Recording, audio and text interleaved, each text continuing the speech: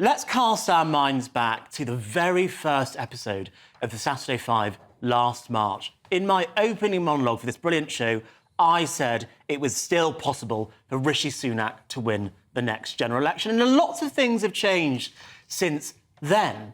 But I'm here to say that the next general election is going to be closer than we think. Yes, we've all seen the polls. Labour's set for a landslide, a 20-plus point poll lead.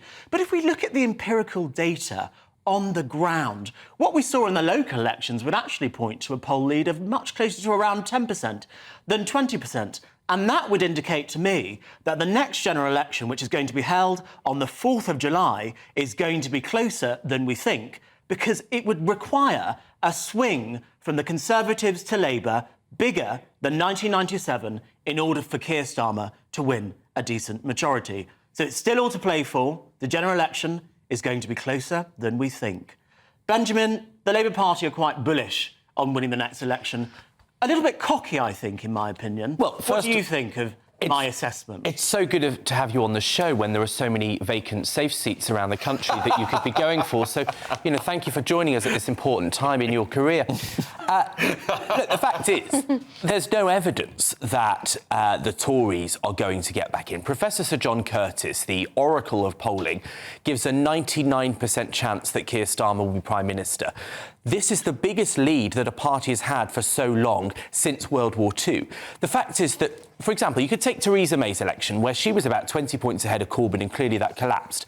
But what you've seen here is that Labour's poll lead has basically not shifted an inch since Liz Truss was Prime Minister. And it's very reliable. And if you look at the local elections, those numbers didn't include Scotland, for example, which is actually seeing a pretty rapid shift towards the Labour Party.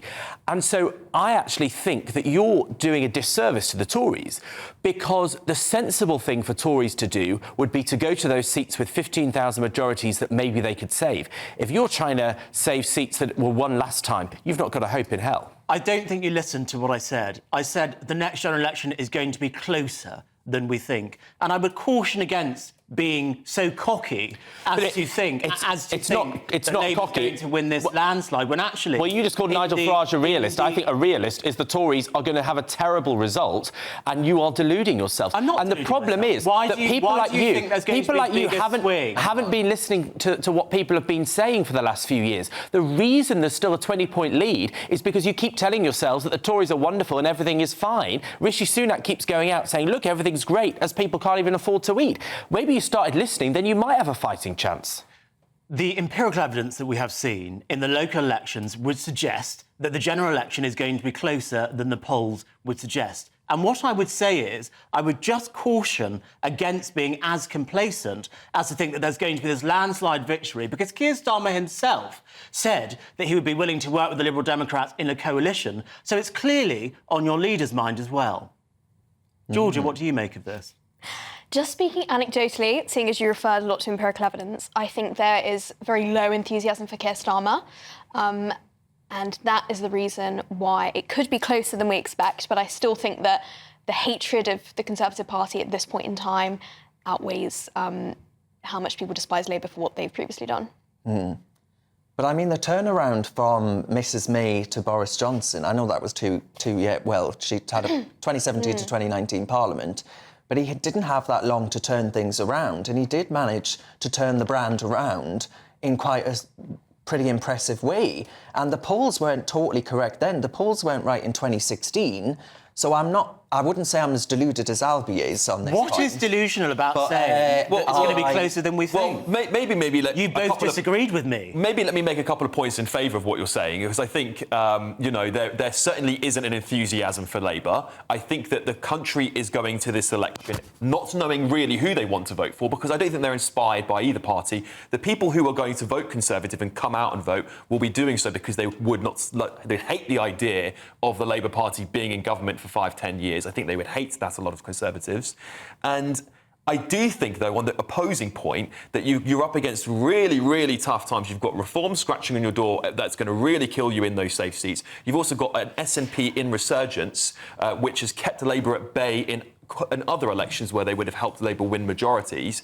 So I do think that you're going to have a lot more of a difficult time than perhaps is showing in the local elections. And I'd also say, even as Rishi Sunak said himself, a local election is not reflective of a general election. The election is going to be tough. Make no doubt about that at all. The election is going to be tough for the Conservatives. But I think the earlier conversation we're having about Nigel not standing in the general election is actually a huge benefit to the Conservatives. Then you also have the apathy about Keir Starmer. OK, people hate the Tories, but they don't exactly love Keir Starmer, so they might stay at home rather than vote for someone, which will still lead to a Labour landslide, potentially. But it doesn't necessarily mean people are voting for Keir. They're just not voting for the Tories and perhaps... But that's how it always worked. If you look at the history books, actually a lot of these same arguments were made about Tony Blair in 1997. He was referred to as not very popular, as quite boring. He was called Bambi Blair.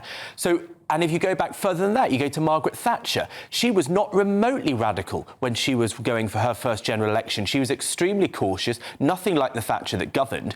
And so actually what Keir Starmer is doing is typically what these leaders have done to get into power. I think there was a lot more enthusiasm for Tony Blair in 97 than there is for Starmer now. But I bet you 10 quid that there will Only be a 10? bigger... Well, I don't have your kind of private school money, but I bet you that there will be a bigger swing under Keir Starmer than there was under Tony Blair in 1997. But that's just going to be due to apathy, I think. I think that's just going to be due to it'll be the biggest swing in modern political history. But that's because you're not going to get those Tory voters coming out and backing the Conservatives, because you're always going to get true blue Tories that are just not going to bother to vote. I know there's possibly some in my own family who's saying, I'm just not going to vote because I don't know who to vote for. I think with Tony Blair, you saw a population of people who were inspired to vote for somebody based on his vision for Britain. Keir Starmer's vision for Britain doesn't exist. It's just we're not the Tories. But Benjamin's right to say that the Scottish question is interesting because, of course, the question of Scotland for so long, at least in the 21st century, has been the SNP dominant. Yes. Now that's not a factor anymore. Boris isn't the leader of the Tories. It's not going to be easy, but I just think it's going to be closer than the polls are suggesting. Well, I mean, the SNP aren't as low as the Conservatives in the polls in Scotland. Well, no, of course, but the Tories have never really been useless. No, I mean, if you consider it nationwide, they're doing better in Scotland than the... So I don't think the SNP are doing as bad as you think, to be honest. But, right...